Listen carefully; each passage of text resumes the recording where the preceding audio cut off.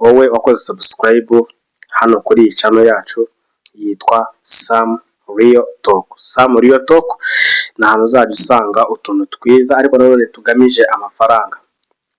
Twihuta cyane tudatinda, ikiganiro twakoze twarebye ku bintu abakire baduhisha, ariko hari ikindi kintu nicyo nashaka kugira ngo tuganireho.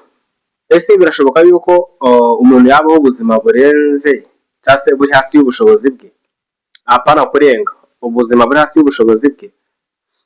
Niba winjiza 100,000 ukabaho ubuzima bw'ibihumbi 20, byashoboka?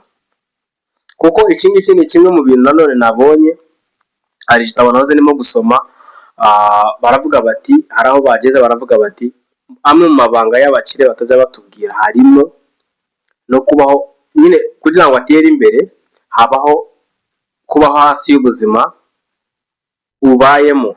Ni ukuvuga ngo ushobora kuba ukora akazi wenda ukorera abakire, ariko bakaba basaza bakwishyura 100,000, ejo bakagukubira kabiri bakaguha desa, we ni 200.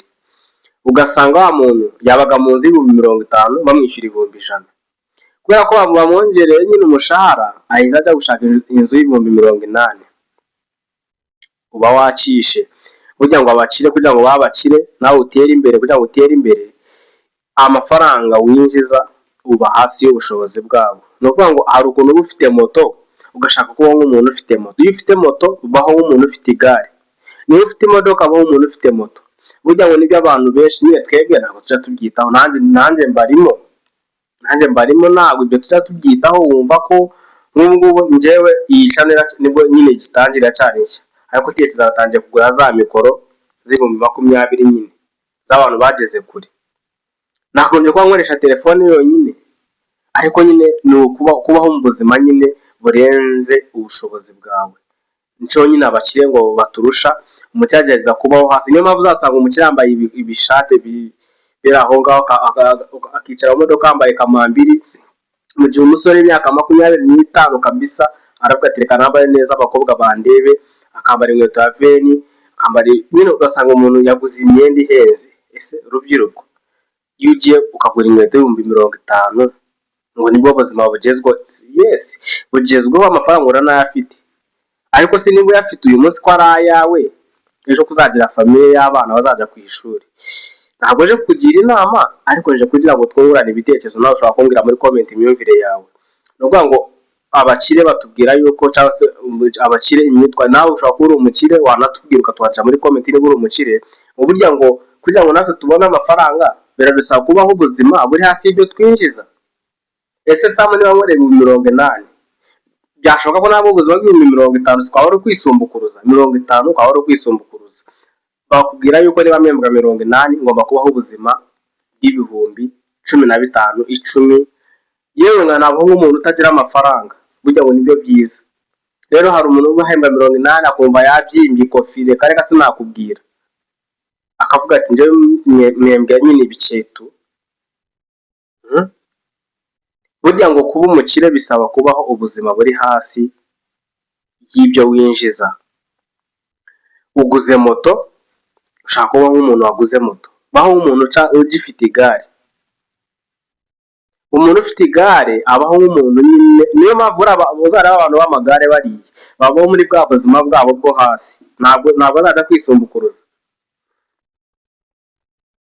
N'ubu ngubu navuye ku kazi k'abakire, ariko aho kugira ngo njye gufata 500 cyo kujya kugura ibiryo muri kantine, navuze ati reka ngire gute, mfite noza pako cyangwa se pakoleta, sinzi ukuntu wenda waba uyita mu Kinyarwanda byangora, iri iteka amazi, nitekera icyayi, aba narenzaho n'ubunyobwa bukaranze, nkiryana nk'ibisanzwe nyine. Murabizi ko ahangaha ibyo twikorera twebwe. So ko ariko ntabwo ndimo kubyigana nyine kugira ngo mbeho mu buzima bugize gute, nuko ariko nabishatse. Gusa umuntu akakubwira ngo niba mpembwa 100,000 ngomba nyine kujya gukodesha inzu y'ibihumbi 70. Ibintu sinzi ko tuzabishobora, ariko tugomba kubijyanamo gake gake. Tuzabishobora. Nanjye byari bimaze iminsi nk'ubu urebye nk'inzu wenda naba mbamo kandi ugereje n'amafaranga mpembwa, yego nyine aka kanya sinahita nyisohokamo kubera ko maze kumenya ibyo ngibyo, ariko nyine ni ukwisumbukuruza. Ni ukwisumbukuruza, uhembwa ibihumbi 50, ushaka kubaho ubuzima bw'ibihumbi 30, 40, 50. Umuntu uhembwa 50 yakagombye no kubaho umuntu udafite amafaranga, niko ubushakashatsi bubivuga. Ibi ntabwo nari mbizi, nanjye nabimenye uyu munsi. Nyine hari ukuntu umuntu afite telefone akavuga ati ariko se wareba ibitabo by'abantu ba kera, nkabisomamo nkareba abantu bageze nyine bafite ikintu bagezeho.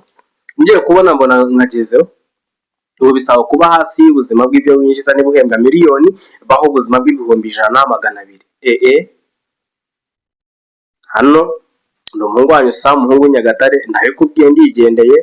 Nubishima nibigukundira, ariko byaba byiza bigukundiye ukabaho ubuzima buri hasi y'ibyo winjiza. Niba ukorera 50 ku kwezi, baho ubuzima bw'ibihumbi 15, kugira ngo urebe ko byajya gute ko ubuzima bwahinduka.